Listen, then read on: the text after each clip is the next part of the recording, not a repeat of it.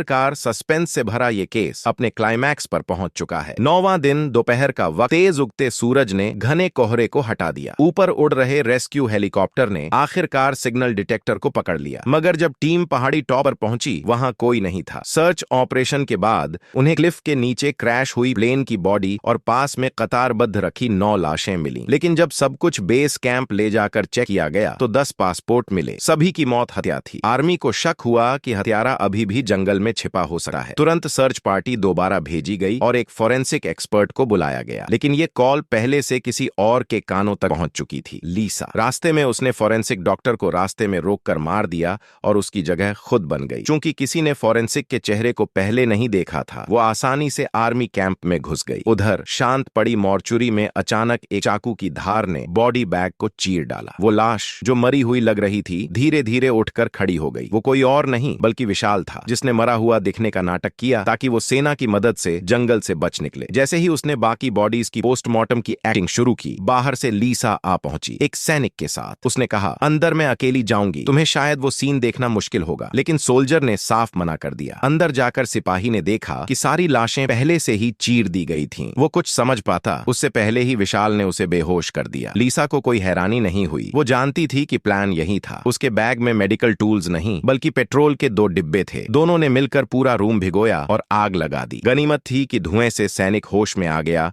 और जान बचाकर भाग सका। उधर मीरा को जैसे ही पता चला कि कुछ लाशें मिली हैं, उसने रिक्वेस्ट की कि उसे भी पहचान के लिए बुलाया जाए, क्योंकि हो सकता है कि उनमें उसका हस्बैंड शेखर हो। पर तभी एक जोरदार ब्लास्ट हुआ। बाहर भागते देखा गया कि कोई गाड़ी लेकर भाग निकली। सबकी नजर उस पर टिक गई और इसी दौरान विशाल और लीसा चुपचाप बच निकले। सिपाही की रिपोर्ट से साफ था कि हमलावर उन्हीं 9 लाशों में से कोई था, लेकिन अब उनमें से 8 जल चुकी थीं। कोई नहीं जानता असली कातिल कौन था, पर एक लाश शेखर गिरकर बच गया था। घने पेड़ों ने उसकी जान बचा ली। जब हेलीकॉप्टर दोबारा उड़ने को था, उसने सूरज की किरणों में अपनी सनग्लासेस की चमक से सिग्नल दिया और वो देख लिया गया। 10वें दिन शेखर को रेस्क्यू कर लिया गया। शरीर से गोली निकाली गई और जब होश आया तो उसने सारा सच बताया। हालांकि वो भी नहीं जानता था कि कातिल कौन था, पर उसे शक था। बाकियों की मौत उसने अपनी आंखों से देखी थी, पर विशाल की डेड बॉडी का चेहरा मछलियों ने खा लिया था। शक था कि विशाल ने किसी और बॉडी को अपने कपड़े पहना दिए और खुद मरा हुआ बन गया। और सारे लोगों को मारने का कारण क्योंकि उस प्लेन में छिपी थी ड्रग्स की बड़ी खेप। अगर कोई जिंदा बचता तो आर्मी प्लेन की तलाशी में ड्रग्स खोज लेती। विशाल ने ये ड्रग्स बाकी बॉडीज के अंदर छिपा दी थी, इसलिए उन्हें एक लाइन में सलीके से रखा गया था। एक मेडिकल स्टूडेंट होने के नाते उसे पता था कि शंभू की हार्ट मेडिसिन अगर ज्यादा दी जाए तो वो कार्डियक अरेस्ट से मर सकता है। प्लान तो परफेक्ट था। अगर पायलट की